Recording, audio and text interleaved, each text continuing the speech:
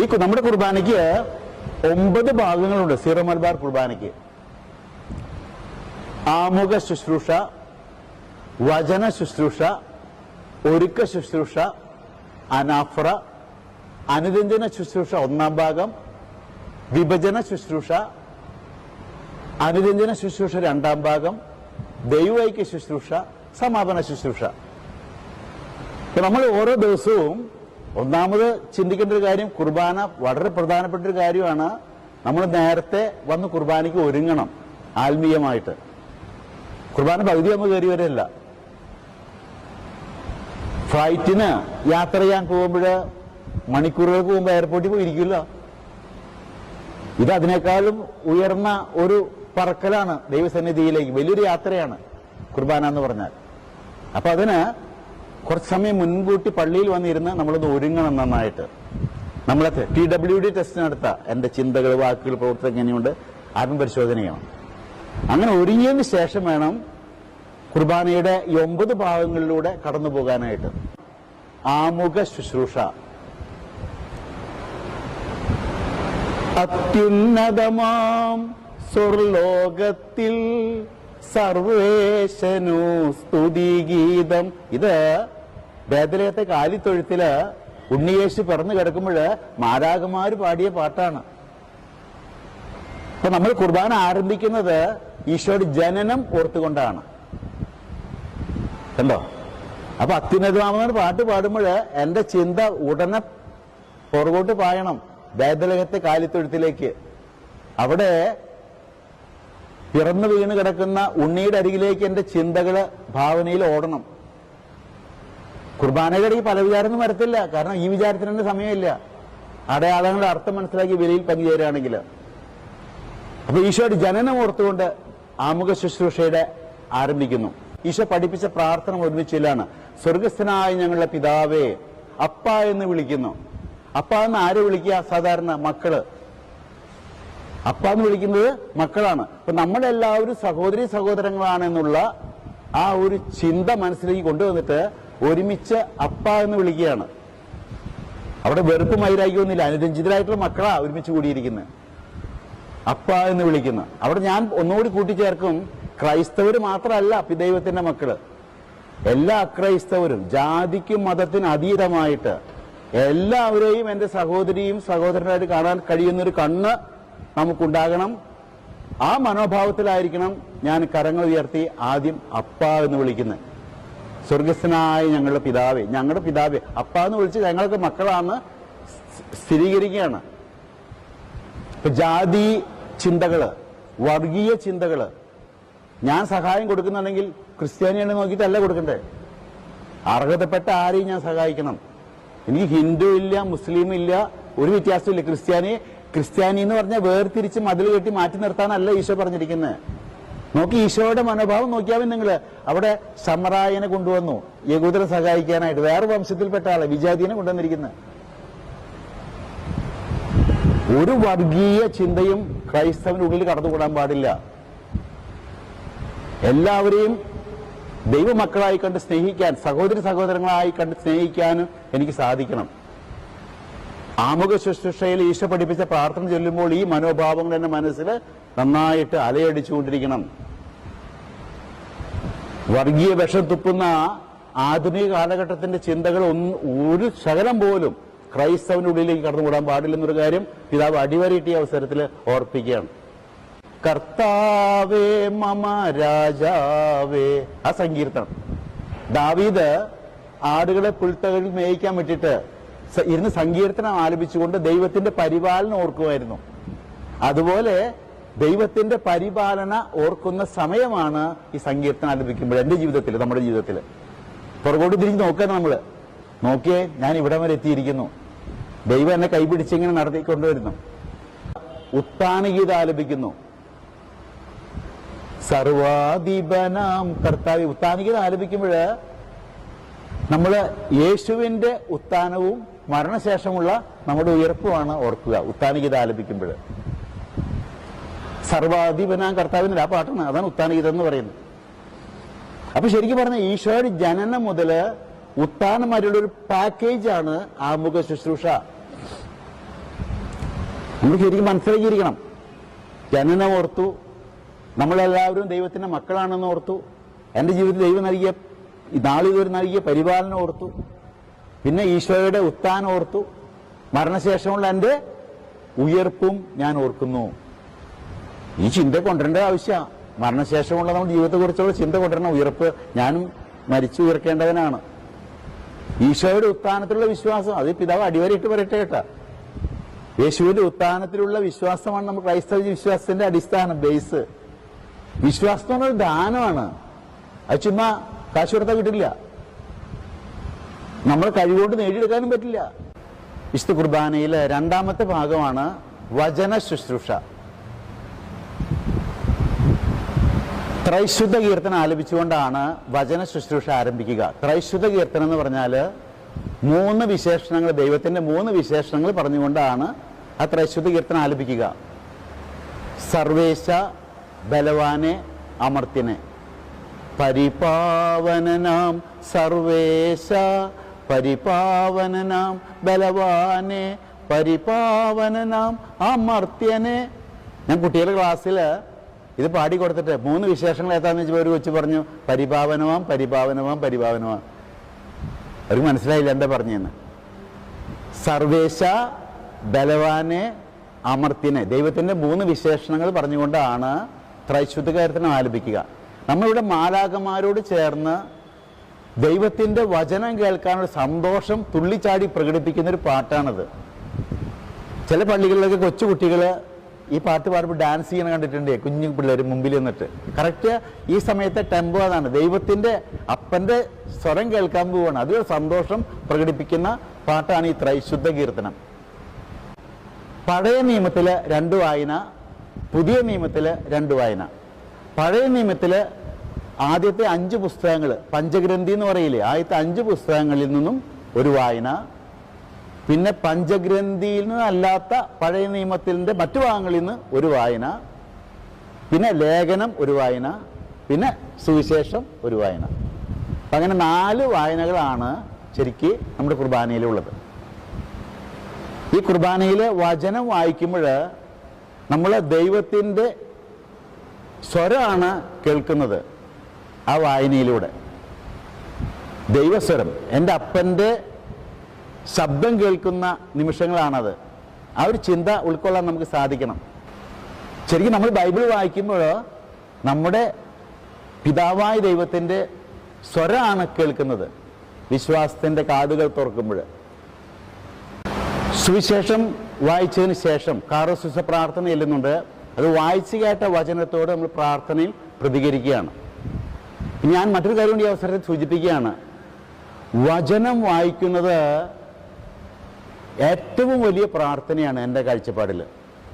നമ്മൾ പല പ്രാർത്ഥനയുണ്ട്. ഞാൻ ദൈവത്തോട് നന്ദി പറഞ്ഞുകൊണ്ട് പ്രാർത്ഥിക്കും, ഞാൻ മറ്റുള്ളവർക്ക് വേണ്ടി മാധ്യസ്ഥം വഹിച്ചുകൊണ്ട് പ്രാർത്ഥിക്കും, യാചന പ്രാർത്ഥന, ഞാൻ ദൈവത്തെ സ്തുതിച്ച് ആരാധിച്ച് പ്രാർത്ഥിക്കും, വേറെ പ്രാർത്ഥന രീതി. ഇനി ബൈബിൾ വായന എന്ന് പറയുന്നത് 4ാമത്തെ പ്രാർത്ഥന എന്ന് മാത്രമല്ല, ഏറ്റവും വലിയ പ്രാർത്ഥനയാണ് ബൈബിൾ വായന. കാരണം മറ്റുള്ള പ്രാർത്ഥനകളിൽ ഞാനാണ് ദൈവത്തോട് സംസാരിക്കുന്നത്. പക്ഷെ ബൈബിൾ വായിക്കുമ്പോൾ ഈ പ്രാർത്ഥനയിൽ ദൈവം എന്നോട് സംസാരിക്കുന്നു. ഭയങ്കര വ്യത്യാസമാണ് അത്, ആ റേഞ്ച്. അതുകൊണ്ട് കുർബാനയിൽ വായിക്കുന്ന ചെറിയൊരു ഭാഗം മാത്രമല്ല, ഞാൻ പറയാൻ നമ്മൾ എല്ലാ ദിവസവും ബൈബിൾ വായനയ്ക്കായിട്ട് കുറേ സമയം വീടുകളിൽ മാറ്റിവെക്കണം. ഇത് തുടക്കം മാത്രം, ഉദ്ഘാടനം ചെയ്ത് പോവുകയാണ് ഇവിടുന്ന് കുർബാനയിൽ. പിന്നെ തുടരണം. കുർബാനയിൽ 3ാമത്തെ ഭാഗമാണ് ഒരുക്ക ശുശ്രൂഷ. കൈ കഴുകിക്കൊണ്ട് ഈ ഒരുക്ക ശുശ്രൂഷ ആരംഭിക്കുന്നു. ഈ ചെറിയ പാത്രത്തിൽ അച്ഛനെ കൈ കഴുകുന്നു. കൈ കഴുകി തുടയ്ക്കുമ്പോൾ അത് സൂചിപ്പിക്കുക. അവിടെ പറയുന്നത് കർത്താവിൻ്റെ കൃപാസമുദ്രത്തിൽ ഈ ഒരു ചെറിയ പാത്രത്തിൽ വെള്ളം സൂചിപ്പിക്കുന്നത് ഒരു കടലിനെയാണ്. കടല് ഇതുണ്ട ഒരു കടലാണ്, ഒരു കടലിനെ സൂചിപ്പിക്കുന്ന പാത്രം ഇത്, കടല്. കാരണം ദൈവത്തിൻ്റെ കൃപ എന്ന് പറയുന്നത് കടൽ പോലെ വിശാലമാണ്. അവിടെ നമ്മുടെ പാപക്കറകളൊക്കെ അവിടുന്ന് കഴുകിക്കളയുന്നു. പീലാസയിൽ ഇങ്ങനെ തിരുവോസ്തി കുരിശടയാളത്തിൽ വെക്കുന്നുണ്ട്. ഈശോയെ യൂതന്മാർക്ക് ഏൽപ്പിച്ചു കൊടുക്കുന്ന സംഭവമാണ് നമ്മൾ ഈ അവസരത്തിൽ ഓർക്കുക. കണ്ടോ, യൂദാസ് ഒറ്റിക്കൊടുത്ത കാര്യമൊന്നും ഓർക്കുന്ന നല്ലതാ. ഈ അവസരത്തിൽ നമ്മള് കർത്താവ് തെരഞ്ഞെടുത്ത 12 ശിഷ്യന്മാരിൽ ഒരാളാണ് യൂദാസ്, മറക്കരുത്. ഒരു മെത്രാനായിരുന്നു യൂദാസ്. ഞാനൊരു മെത്രാനാ. ഞാനൊരു യൂദാസായി മാറരുത്. മെത്രാനായി ഞാൻ മാത്രമല്ല, ശുശ്രൂഷ പൗരോഹിത്യം സ്വീകരിച്ച അച്ഛന്മാരും പൊതു പൗരോഹിത്യം സ്വീകരിച്ച അൽമാരും ഓർക്കണം, നമ്മുടെ പൗരോഹിത്യം പാറ വെക്കാനുള്ളതല്ല, ഒറ്റിക്കൊടുക്കാനുള്ളതല്ല, പരസഹായത്തിനുള്ളതാ, പാറ വെക്കാനുള്ളതല്ല. നമ്മുടെ ചില വാക്കുകള്, സൂക്ഷ്മമില്ലാത്ത ചില പദപ്രയോഗങ്ങളൊക്കെ ചിലർക്ക് ജീവിക്കാൻ പറ്റാത്ത മാതിരി ആവുന്നുണ്ട്, പ്രത്യേകിച്ച് മീഡിയയിൽ, ഇന്ന് സമൂഹത്തിൽ. ഞാൻ ഒറ്റുകാരനായ യൂദാസിന്റെ പിൻഗാമിയാകാൻ ആഗ്രഹിക്കുന്നില്ല, നിങ്ങളും ആഗ്രഹിക്കുന്നുണ്ടാകില്ല. ഈശോയെ യൂതന്മാർക്ക് ഏൽപ്പിച്ചു കൊടുക്കുന്നത് പറയുമ്പോൾ ഒന്ന് ഉള്ളിലേക്ക് ഒന്ന് തിരിഞ്ഞ് ചിന്തിക്കുന്നത് നല്ലതാണ്. I should not be another Judas. Eesho ഇതാ ഏൽപ്പിക്കപ്പെടുന്നു. ഈ കാസയില് ആദ്യമായിട്ട് വീഞ്ഞൊഴിക്കുന്നുണ്ട്. വീഞ്ഞ് ഈശോയെ സൂചിപ്പിക്കുന്നു. വീഞ്ഞ് ഈശോയെ സൂചിപ്പിക്കുന്നു. പിന്നെ കാസയില് 2 തുള്ളി വെള്ളം ഒഴിക്കുന്നുണ്ട്. വെള്ളം നമ്മളെ സൂചിപ്പിക്കുന്നു. വീഞ്ഞും വെള്ളവും കൂടി കലരുന്ന പോലെ യേശുവും ഞാനും ഒന്നായി ചേർന്ന് ബലിയർപ്പിക്കണം എന്നാണ് അതിന്റെ സൂചന. കണ്ടോ, ജോയിന്റ് ആണ്. യേശുവും ഞാനും ഒന്നായി തീരുന്നു.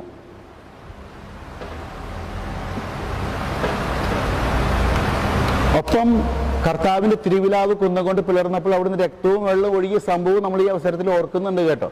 നമ്മൾ ഇത് രണ്ടും ഇങ്ങനെ എടുത്തിട്ട് അച്ഛൻ ഇവിടുന്ന് ആ ബലിപീഠത്തിന്റെ ഒരു സൈഡിൽ നിന്ന് നടുവിലേക്ക് വരുന്നുണ്ട്. കണ്ടോ, ആ നടുവിലേക്ക് വരുന്നു.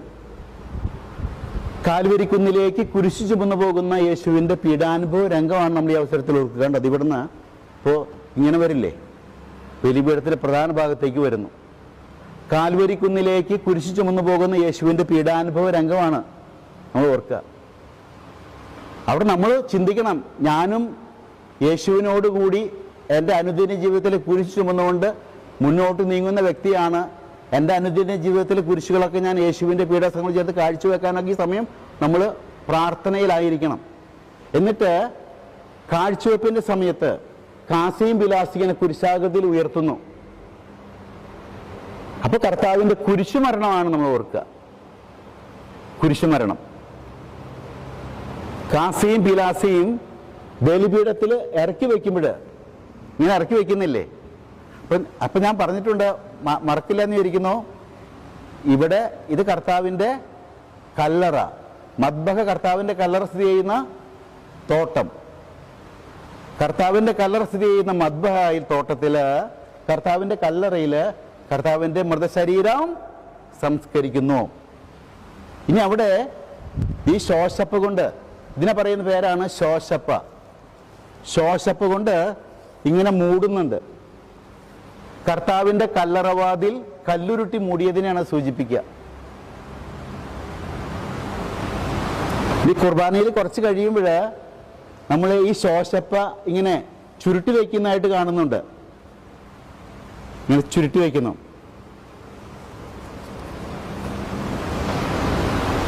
അപ്പൊ കർത്താവിന്റെ കല്ലറയിൽ ചുരുണ്ട് കിടന്നിരുന്ന കച്ചയാണ് ആ അവസരത്തില് ശോശപ്പ സൂചിപ്പിക്കുക. കാരണം ഇതിന്റെ അർത്ഥങ്ങളുണ്ട്, ഇതാ പിന്നെ ഇടയ്ക്ക് സൂചിപ്പിച്ചെന്നേ ഉള്ളൂ. അപ്പൊ കർത്താവിന്റെ കല്ലറയിൽ മൃതശരീരം സംസ്കരിക്കുന്നു, കല്ലറവാതിൽ കല്ലുരുട്ടി മൂടുന്നു.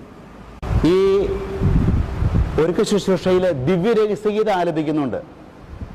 താതനും അതുപോലാത്മജനും മാതാവ് തോമാസ് ലീഗ രക്തസാക്ഷികൾ ഔസപിതാവിനൊക്കെ ഓർക്കുന്ന സമയമാണ്. ഇത്രയും കഴിയുമ്പോൾ ഒരുക്ക ശുശ്രൂഷ സമാപിച്ചു. ഇനി അനാഫ്ര പ്രാർത്ഥനയിൽ, അനാഫ്ര എന്ന് പറയുമ്പോൾ അതിന് 4 ഭാഗങ്ങളുണ്ട്. കുർബാനയിലെ ഏറ്റവും പ്രധാനപ്പെട്ട ഭാഗം എന്ന് ഞാൻ പറയും അനാഫ്രയാണ്.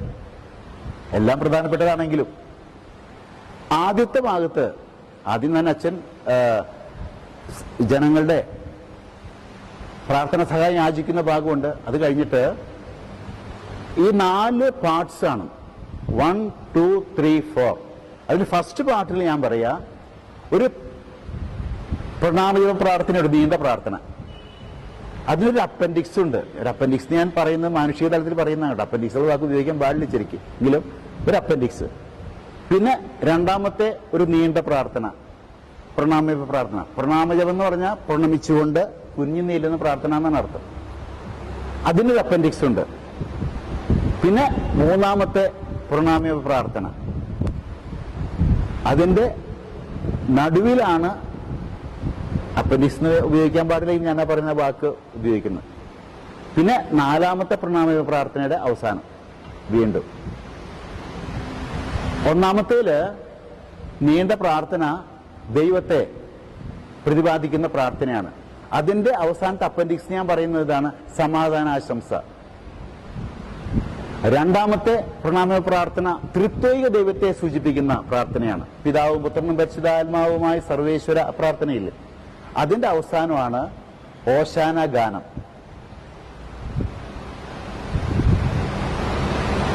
പിന്നെ മൂന്നാമത്തെ ഈശോയെ സൂചിപ്പിക്കുന്ന പ്രണാമജപ പ്രാർത്ഥന, അതിന് നടുവിലാണ് കൂദാശവചന പ്രാർത്ഥന. പിന്നെ 4ാമത്തെ പരിശുദ്ധാത്മാവിനെ സൂചിപ്പിക്കുന്ന സഭയിലെ പ്രവർത്തനങ്ങൾ, പരിശുദ്ധാത്മാവിനെ പ്രവർത്തനം സൂചിപ്പിക്കുന്ന ഭാഗമാണ്. അതിന്റെ അവസാനമാണ് റൂഹാഷണ പ്രാർത്ഥന. ഞാൻ ഒന്നുകൂടി ആവർത്തിക്കുന്നു. ഒന്നാമത്തെ ഭാഗം അനാഫ്രയ്ക്ക് 4 ഭാഗങ്ങള്. ഒന്നാമത്തെ ഭാഗത്ത് നീണ്ടൊരു പ്രണാമജപ പ്രാർത്ഥന പിതാവായ ദൈവത്തെക്കുറിച്ച് പൊതുവില്, അതിന്റെ അവസാനം സമാപനാശീർവാദം. രണ്ടാമത്തെ ഭാഗത്തേക്ക് വന്നാൽ ഒരു നീണ്ട പ്രാർത്ഥന ത്രിത്വൈക ദൈവത്തെ സൂചിപ്പിക്കുന്ന, പിതാവും പുത്രനും പരിശുദ്ധാത്മാവുമായി ത്രിത്വൈക ദൈവത്തെ സൂചിപ്പിക്കുന്ന പ്രാർത്ഥന. അതിന്റെ അവസാനം ഓശാന ഗീതം. മൂന്നാമത്തെ ഈശോയെ സൂചിപ്പിക്കുന്ന പ്രണാമജപ പ്രാർത്ഥനയുടെ നടുവിലായിട്ട് കൂദാശവചന പ്രാർത്ഥന. 4ാമത്തെ പരിശുദ്ധാത്മാവുടെ സഭയിൽ പ്രവർത്തിക്കുന്ന കാര്യങ്ങളെ കുറിച്ച് പ്രതിപാദിക്കുന്ന പ്രാർത്ഥനയുടെ അവസാനം റൂഹാഷണ പ്രാർത്ഥന. ഇനി ഒന്നാമത്തെ ഭാഗം എടുക്കാം. അതില് നീണ്ട പ്രണാമജപ പ്രാർത്ഥന എന്ന് പറഞ്ഞാൽ കുനിഞ്ഞു നേരുന്ന പ്രാർത്ഥന എന്ന് ഞാൻ പറഞ്ഞില്ലേ നേരത്തെ. ആ പ്രാർത്ഥന അവസാനത്തില് സമാധാനാശംസയുണ്ട്. സമാധാനാശംസയ്ക്ക് മുമ്പ് അച്ഛൻ അവിടെ ബലിപീഠത്തിൽ ഒരു പ്രാവശ്യം ചുംബിക്കും, ചുംബിച്ചിട്ട് സമാധാനാശംസിക്കും. ഒരു പ്രാവശ്യം ചുംബിക്കുമ്പോൾ ഈ ബലിപീഠം കർത്താവിന്റെ ശൂന്യമായ കല്ലറയാണ് സൂചിപ്പിക്കുക. മദ്ബഹ തോട്ടത്തെ സൂചിപ്പിക്കുന്നു. കല്ലറ സ്ത്രീ തോട്ടത്തില് ശൂന്യമായ കല്ലറയെ സൂചിപ്പിക്കുന്ന ബലിപീഠത്തില് ഒരു പ്രാവശ്യം ചുംബിച്ചുകൊണ്ട് സമാധാനം ആശംസിക്കുമ്പോൾ ശൂന്യമായ കല്ലറ യേശുവിന്റെ ഉത്ഥാനത്തെ സൂചിപ്പിക്കുന്നത്. ഉത്തിതനായ ഈശോയുടെ സമാധാനമാണ് കൈമാറുന്നതാണ് ഈ അനുഷ്ഠാനത്തിന്റെ അർത്ഥം. ഇനി ഇത് സ്വീകരിച്ചിട്ട് ആളുകൾ പരസ്പരം കൈമാറുന്നു അങ്ങോട്ടും ഇങ്ങോട്ടും. അപ്പോ നീ ബലിപീഠത്തിലേക്ക് അണയുമ്പോൾ നിന്നോട് ആർക്കെങ്കിലും വിരോധമുണ്ടെങ്കിൽ ബലി അർപ്പിക്കാൻ പാടില്ല. ബലിവസ്തുക്കൾ അവിടെ വെച്ച് ആദ്യം അവനുമായി രമ്യപ്പെടാൻ പറഞ്ഞില്ലേ? ഞാൻ അങ്ങോട്ടും ഇങ്ങോട്ടും സമാധാനം കൊടുക്കുമ്പോൾ അതിന്റെ അർത്ഥം ഇതാണ്, ഞാൻ ഉത്തിതന്റെ സമാധാനം കൈമാറുന്നു. എനിക്ക് ഈ ലോകത്തിൽ ആരോടും വെറുപ്പും വൈരാഗ്യമില്ല. ഇപ്പുറം നിൽക്കുന്ന ആളോടും ഇപ്പുറം നിൽക്കുന്ന ആളോടും വെറുപ്പും വൈരാഗ്യമില്ല എന്നല്ല, എനിക്ക് ഈ ലോകത്തിൽ ആരോടും വെറുപ്പും വൈരാഗ്യമില്ലെന്ന് പരസ്യമായി പ്രഖ്യാപിക്കുന്ന അനുഷ്ഠാനമാണ് ഈ സമാധാനാശംസയുടെ. ശോശപ്പം ചുരുട്ടി വെക്കുമ്പോൾ ഇത് കർത്താവിന്റെ കല്ലറയിൽ ചുരുണ്ടു കിടന്നിരുന്ന കച്ചയെയാണ് ഇപ്പോൾ ഈ ശോശപ്പ സൂചിപ്പിക്കുക. ഒന്നാമത്തെ ഭാഗം കഴിഞ്ഞു. ഈ രണ്ടാമത്തെ ഭാഗം ത്രിത്വൈക ദൈവത്തെ സൂചിപ്പിക്കുന്ന പ്രാർത്ഥനയാണ്. പിതാവും പുത്രനും പരിശുദ്ധാത്മാവുമായ അതിന്റെ അവസാനമാണ് ഓശാന ഗീതം. യെശയ്യാ പ്രവാചകന്റെ ഗ്രന്ഥത്തിലെ ഓശാന ഗീതം ആലപിച്ചുകൊണ്ട് മാലാഖമാരോട് ചേർന്ന് പാടുകയാണ്. അപ്പൊ അതിന് നമ്മൾ വേറൊരു കൊണോട്ടേഷൻ കൊടുക്കുന്നുണ്ട്. യേശുവിന്റെ ജെറുസലേം പ്രവേശനം കൂടി നമ്മൾ അവിടെ സമയത്ത് ഓർക്കുന്നു. മൂന്നാമത്തെ ഭാഗത്തേക്ക് വരികയാണ്. യേശുവിനെ പ്രതിപാദിക്കുന്ന നീണ്ട പ്രണാമജപ പ്രാർത്ഥനയാണ്, പ്രണമിച്ചുകൊണ്ടുള്ള പ്രാർത്ഥന. അതിന് നടുവിലായിട്ടാണ് കൂദാശവചനം. ഇപ്പോ കൂദാശവചനം ചെല്ലുമ്പോൾ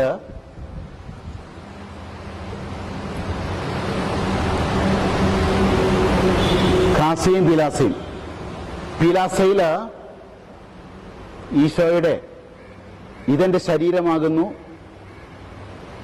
എന്ന് പറയുമ്പോൾ നിങ്ങളിത് വാങ്ങി ഭക്ഷിക്കുവിൻ, ഇതെന്റെ രക്തമാകുന്നു, നിങ്ങളിത് വാങ്ങി പാനം ചെയ്യുവിൻ. ഇവിടെ ഈ കുദാശോധനം ചെയ്യുന്ന സമയത്ത് രണ്ട് കാര്യങ്ങളാണ് നമ്മൾ ഓർക്കുക. ഒന്ന്, ഈശോ ഒടുവിൽ അത്താഴവേളയിൽ കുർബാന സ്ഥാപിച്ച നിമിഷങ്ങൾ ഓർക്കും. രണ്ടാമത്തേത് കണ്ടോ, പീലാസയിൽ ശരീരം, കാസയിൽ രക്തം, ശരീരവും രക്തവും വേർതിരിയുന്നു എന്ന് പറഞ്ഞാൽ ഈശോയുടെ മരണത്തെ സൂചിപ്പിക്കുകയാണത്. ഇവിടെ ഈശോയുടെ മരണത്തെ ഓർക്കുന്ന സമയമാണ്.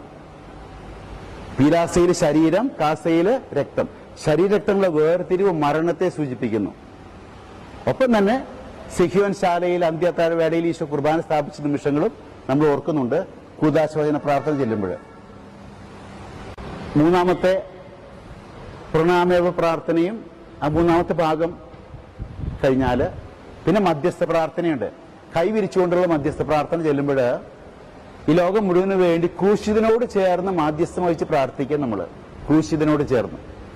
നാലാമത്തെ ഭാഗം പരിശുദ്ധാത്മാവ് സഭയിൽ ചെയ്യുന്ന പ്രവർത്തനങ്ങൾ. ആ നീണ്ട പ്രണാമേവ പ്രാർത്ഥനയുടെ അവസാനമാണ് റൂഹാക്ഷണ പ്രാർത്ഥന. ഇച്ചിരിങ്ങനെ പരിശുദ്ധാത്മാവ് ഇറങ്ങി പറ്റാൻ പ്രാർത്ഥിക്കുന്നുണ്ടല്ലോ, റൂഹാക്ഷണ പ്രാർത്ഥന. ഇപ്പോ ഗോതമ്പപ്പവും മുന്തിരിച്ചാറും കർത്താവിന്റെ ശരീരക്തമായി മാറുന്ന പ്രക്രിയ പൂർത്തീകരിക്കുന്ന നിമിഷമാണ് ഈ റൂഹാക്ഷണ പ്രാർത്ഥനയുടെ നിമിഷങ്ങൾ. പലരും ചോദിക്കാറുണ്ട്, എപ്പോഴാണ് ഗോതമ്പപ്പവും മുന്തിരിച്ചാറും കർത്താവിന്റെ ശരീരക്തമായി മാറുക? നമ്മുടെ പഠനം അതാണ്. The whole anaphora is consecratory from the start till the end. അനാഫ്രയുടെ ആരംഭം മുതൽ അവസാനം വരെ കോൺസെക്രേറ്ററി എന്ന് പറഞ്ഞാൽ ഗോതമ്പപ്പവും മുന്തിരിച്ചാറും കർത്താവിന്റെ ശരീരക്തമായി മാറുന്ന പ്രക്രിയ തുടരുന്നു എന്ന്. അല്ലാതെ ഇന്നൊരു സമയം എന്ന് പറയാൻ പറ്റില്ല. അതിന്റെ ക്ലൈമാക്സ് വരുന്നത് റൂഹാക്ഷണ പ്രാർത്ഥനയിലാണ്. പരിശുദ്ധാത്മാവ് ഇറങ്ങി വന്ന് ഗോതമ്പപ്പവും മുന്തിരിച്ചാറും കർത്താവിന്റെ ശരീരക്തമായി മാറുന്ന പ്രക്രിയ പൂർത്തീകരിക്കുന്ന നിമിഷമാണ് ഈ റൂഹാക്ഷണ പ്രാർത്ഥന നിമിഷങ്ങൾ. അതോടെയാണ് അനാഫ്ര അവസാനിക്കുന്നത്. അനാഫ്രയ്ക്ക് 4 ഭാഗങ്ങളുണ്ട്. ഇനി അനാഫ്രയ്ക്ക് ആരംഭിക്കുന്നതിന് മുമ്പായി നമ്മൾ വിശ്വാസ പ്രമാണം ചെയ്യുന്ന കാര്യം പറഞ്ഞു. AD 325 നിക്കിയ സുനാദോസിലും AD 381 കോൺസ്റ്റാന്റിനോപ്പിൾ സുനാദോസിലും രൂപം കൊണ്ട വിശ്വാസ പ്രമാണം ഏറ്റുചൊല്ലിക്കൊണ്ടാണ് അനാഫ്ര ആരംഭിക്കുന്നത്. തന്നെയല്ല, അനാഫ്ര ആരംഭിക്കാനായിട്ട് നമ്മൾ വചനവേദിയിൽ നിന്നും ബലിപീഠത്തിലേക്ക് 3 പ്രാവശ്യം കുനിഞ്ഞു അച്ഛൻ പോകുന്നുണ്ട്. 3 പ്രാവശ്യം കുനിഞ്ഞു പോകുന്നു. ഭൂമിയിൽ നിന്നും സ്വർഗത്തിലേക്ക് വരാൻ ഞാൻ അയോഗ്യനാണെന്ന് പ്രകടിപ്പിച്ചുകൊണ്ടാണ് 3 പ്രാവശ്യം കുനിഞ്ഞ് ബലിപീഠത്തിന് അരികിൽ ചെന്നിട്ട് ഇവിടെ 3 ഇടങ്ങളിൽ ചുംബിക്കുന്നുണ്ട്. അനാഫ്ര ആരംഭിക്കുന്നതിന് മുമ്പ് ഈ 3 ഇടങ്ങൾ ചുംബിക്കുന്നത്, അപ്പോൾ ഈ ബലിപീഠം ത്രിത്വൈക ദൈവത്തിന്റെ സിംഹാസനത്തെയാണ് സൂചിപ്പിക്കുക. ത്രിത്വൈക ദൈവത്തിന്റെ സിംഹാസനത്തെ സൂചിപ്പിക്കുന്ന ബലിപീഠത്തോടുള്ള ബഹുമാനം പ്രകടിപ്പിക്കാനാണ് 3 ഇടങ്ങളിൽ ചുംബിക്കുന്നത്.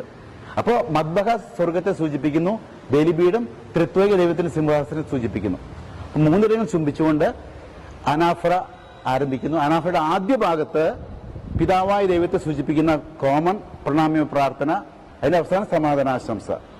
ഉത്തിതന്റെ സമാധാനം കൈമാറുന്നത് സൂചിപ്പിക്കുന്നു. കാരണം ശൂന്യമായ കല്ലറയെ സൂചിപ്പിക്കുന്ന ബലിപീഠത്തിൽ ചുംബിച്ചുകൊണ്ടാണ് സമാധാനം ആശംസിക്കുന്നത്.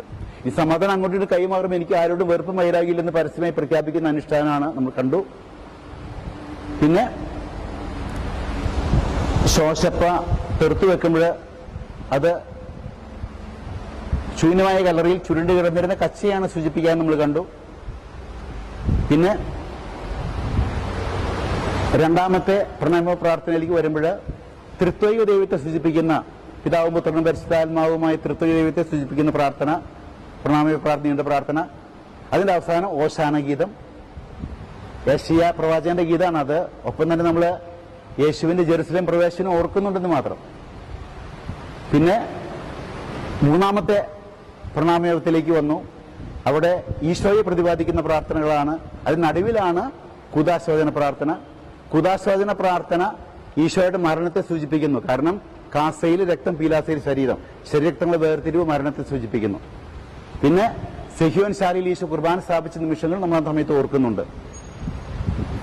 ഇത് കഴിഞ്ഞാൽ മധ്യസ്ഥ പ്രാർത്ഥന, കൈവിരിച്ചുകൊണ്ട് ക്രൂശിതനോട് ചേർന്ന് ലോകം മുഴുവന് വേണ്ടി മാധ്യസ്ഥം യാചിക്കുന്ന പ്രാർത്ഥനയാണത്. നമ്മൾ മധ്യസ്ഥ പ്രാർത്ഥന ചെല്ലുമ്പോൾ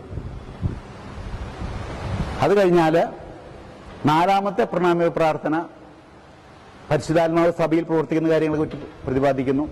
അതിന്റെ അവസാനമാണ് പരിശുദ്ധാത്മാവ് ഇറങ്ങി വന്ന് ഗോതമ്പപ്പവും മുന്തിരിച്ചാറും കർത്താവിന്റെ ശരീരമായി മാറുന്ന പ്രക്രിയ പൂർത്തീകരിക്കുന്ന റൂഹർഷണ പ്രാർത്ഥന. അതോടെയാണ് അനാഫ്ര സമാപിക്കുക. ദ ഹോൾ അനാഫ്ര ഇസ് കോൺസെക്രേറ്ററി നമ്മളെ സംബന്ധിച്ചിടത്തോളം. അതിന്റെ ക്ലൈമാക്സ് റൂഹർഷണ പ്രാർത്ഥനയിലാണ്. അനാഫ്ര വളരെ പ്രധാനപ്പെട്ട കുർബാനയുടെ ഭാഗമാണ്. യേശു ബലിയർപ്പിക്കുന്ന യേശുവിനോട് ചേർന്ന് ശുശ്രൂഷ പൗരോഹിത്യം സ്വീകരിച്ച അച്ഛനും മാമുദീസായുടെ പൊതു പൗരോഹിത്യം സ്വീകരിച്ച പുരോഹിത ഗണവും ഒരുമിച്ച് ബലിയർപ്പിക്കുന്നു. അതാണ് അനാഫ്ര പ്രാർത്ഥന സിറോ മലബാർ കുർബാനയിൽ. അഞ്ചാമത്തെ ഭാഗമാണ് അനുരഞ്ജന ശുശ്രൂഷ, ഒന്നാം ഭാഗം. അത് ദൈവവും മനുഷ്യനുമായുള്ള ബന്ധത്തിൽ വന്ന മുറിവുണക്കുന്ന ഭാഗമാണ്. ദൈവവും മനുഷ്യനുമായുള്ള ബന്ധത്തിൽ മുറിവുണ്ടാകും. നമ്മൾ ഏതൊരു പാപം ചെയ്യുമ്പോഴും ദൈവവും മനുഷ്യനുമായുള്ള ബന്ധം മുറിയും, മനുഷ്യനുമായുള്ള ബന്ധം മുറിയും. ഈ രണ്ട് തലത്തിലുള്ള മുറിവുണക്കൽ കുർബാനയിലുണ്ട്. ലഘുപാപങ്ങൾ ചെയ്തിട്ടുള്ളെങ്കിൽ ഈ അനുരഞ്ജന ശുശ്രൂഷയിൽ പാപങ്ങൾ ഏറ്റുപറഞ്ഞ് കുർബാന സ്വീകരിക്കാം. മാരകപാപങ്ങൾ ഉണ്ടെങ്കിൽ കുമ്പസാരിച്ചതിന് ശേഷം വേണം കുർബാന സ്വീകരിക്കാനായിട്ട്. അപ്പോ അനാഫ്ര കഴിഞ്ഞു വരുന്ന അനുരഞ്ജന ശുശ്രൂഷ ഒന്നാം ഭാഗത്ത് ദൈവമേ അങ്ങയുടെ കൃപയ്ക്കൊത്ത വിധം എന്നോട് കരുണ തോന്നണമേ എന്നുള്ള പ്രാർത്ഥനയാണ് വൈദികൻ ചൊല്ലുക. ദൈവവുമായുള്ള ബന്ധത്തിൽ വന്ന് മുറിവുണക്കുന്ന ഭാഗമാണത്. വിഭജന ശുശ്രൂഷയില് തിരുവോസ്തി രണ്ടായിട്ട് മുറിക്കുമ്പോൾ കർത്താവിന്റെ കുരിശുമരണത്തെയാണ് സൂചിപ്പിക്കുക. വിഭജിച്ച ഭാഗങ്ങള് അതില് തിരുരക്തത്തിൽ മുക്കുമ്പോൾ ശരീരരക്തവുമായുള്ള സംയോജനത്തെ സൂചിപ്പിക്കുന്നു. വിഭജിച്ച ഭാഗങ്ങള് വീണ്ടും ചേർത്ത് പിടിക്കുമ്പോൾ കർത്താവിന്റെ ഉത്ഥാനത്തെയാണ് ഉത്ഥാനമാണ് അനുഷ്ഠിക്കപ്പെടുക. ഈ വിഭജന ശുശ്രൂഷയില് തിരുശരീരം രണ്ടായിട്ട് മുറിക്കുമ്പോൾ കർത്താവിന്റെ മരണം, മുറിച്ച ഭാഗം തിരുരക്തത്തിൽ മുക്കുമ്പോൾ ശരീരരക്തവുമായുള്ള സംയോജനം, വിഭജിച്ച ഭാഗങ്ങൾ ചേർത്ത് പിടിക്കുമ്പോൾ ഈശോയുടെ ഉത്ഥാനം. ഇത് ആക്ച്വലി ടേക്കിംഗ് പ്ലേസ് ആണ്, അനുഷ്ഠിക്കപ്പെടുകയാണ് അവിടെ. വെറുതെ ഈശോയുടെ മരണം ഓർക്കാൻ വേണ്ടിയിട്ട് കാണിക്കുന്നതല്ല. ഈശോയുടെ ഞാൻ ആദ്യമേ സൂചിപ്പിച്ചല്ലോ, കർത്താവിന്റെ കുരിശുമരണം ഇവിടെ സംഭവിക്കുന്നു. ഈ നിമിഷം തന്നെ ഞാൻ ഈ ആൾത്താരയിൽ ബലിയർപ്പിക്കുമ്പോൾ തന്നെയാണ് ഈശോയുടെ കുരിശുമരണം നടക്കുന്നത്. അവിടെ ഇവിടെ നമ്മൾ ഗ്യാപ്പില്ല.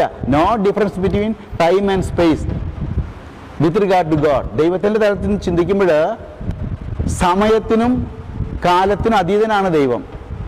അപ്പോ ഈ പള്ളിയും കുരിശുമരണം നടക്കുന്ന കാലൂരി തമ്മിൽ ഗ്യാപ്പില്ല. ഇത്രയും വർഷത്തെ വ്യത്യാസമില്ല. സമയത്തിനും സ്ഥലത്തിന്റെയും ആ പരിമിതിയില്ല. അപ്പോൾ കൃത്യമായിട്ട് ഈശോയുടെ കുരിശുമരണവും ഉത്ഥാനവും അടയാളങ്ങളിലൂടെ അനുഷ്ഠിക്കപ്പെടുകയാണ് ഇവിടെ. ആ ഒരു കാര്യം തിരിച്ചറിയണം വിഭജന ശുശ്രൂഷയെ കുറിച്ച് പറയുമ്പോൾ. രണ്ടാമത്തെ ഭാഗമാണ് അനുരഞ്ജന ശുശ്രൂഷ, രണ്ടാം ഭാഗം. അവിടെ മനുഷ്യനുമായുള്ള ബന്ധത്തിൽ വന്ന് മുറിവുണക്കുന്ന ഭാഗമാണ്. കലഹം മാറ്റാം, ഭിന്നത നീക്കിടാം. കണ്ടോ, ദൈവൈക്യ ശുശ്രൂഷ. ഈ കുർബാന സ്വീകരിക്കുന്നതിന് മുമ്പായിട്ട് നമ്മളോടൊരു കാര്യം ചെയ്യുന്നുണ്ട്. ഈശോ പഠിപ്പിച്ച പ്രാർത്ഥന ഒരുമിച്ച് ചൊല്ലുന്നുണ്ട്. സ്വർഗസ്ഥനായ ഞങ്ങളുടെ പിതാവേ. ആ കുർബാനയ്ക്ക് മുമ്പൊരു സ്വർഗസ്ഥനായ പിതാവ് ചൊല്ലി തുടക്കത്തില്. അത് അപ്പന്റെ മക്കളാണ് ഞങ്ങളൊക്കെ, ജാതി മത വ്യത്യാസമില്ലാതെ എല്ലാവരും സഹോദരങ്ങളാണെന്ന് പ്രഖ്യാപിക്കാൻ വേണ്ടിയിട്ടാ. ഇവിടെ വേറെ അർത്ഥമാണ് ഈ സ്വർഗസ്ഥനായ പിതാവ് പ്രാർത്ഥനയ്ക്ക്. ഇവിടെ പാപം മൂലം മക്കളുടെ സ്ഥാനം നഷ്ടപ്പെട്ട അവസ്ഥയിലായിരുന്നു ഞാൻ പിതാവേ. പക്ഷെ ഇപ്പൊ ഞാൻ അനുരഞ്ജന ശുശ്രൂഷയിലൂടെ പാപങ്ങൾക്ക് പൂർത്തി നേടി ഞാൻ എൻ്റെ യോഗ്യതയോടെ വിളിക്കുകയാണ് എൻ്റെ അപ്പ. കണ്ടോ, ആ വിളിക്ക് വ്യത്യാസമുണ്ട്.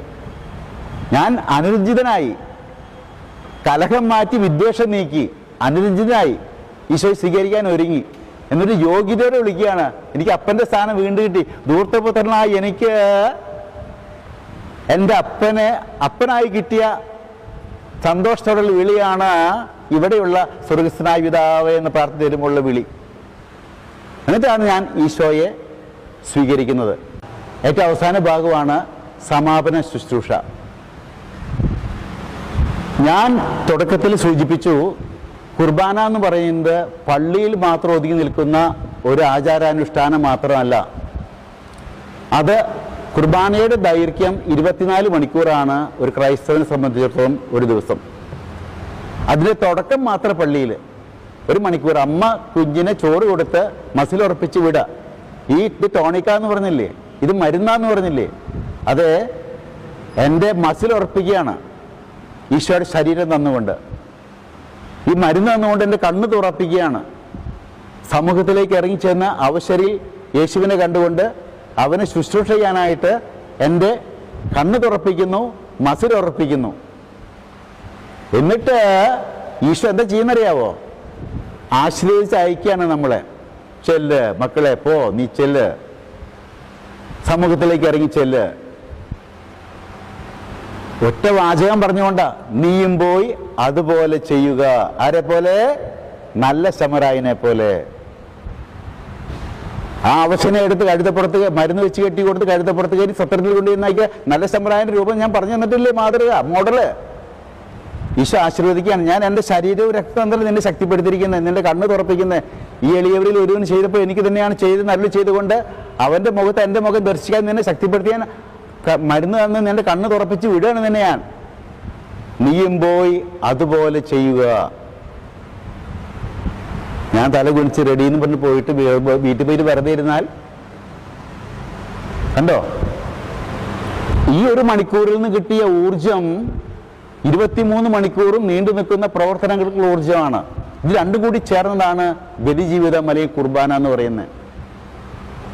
സിസ്റ്റൻ എക്സ്റ്റൻഷൻ, പള്ളിയുടെ എക്സ്റ്റൻഷനാണ് ബാക്കിയുള്ള 23 മണിക്കൂർ കുർബാന. അപ്പോഴാണ് ഈശോ ആഗ്രഹിച്ച കുർബാന അർപ്പിക്കുന്നവരായിട്ട് ഞാൻ നിങ്ങൾ മാറുക.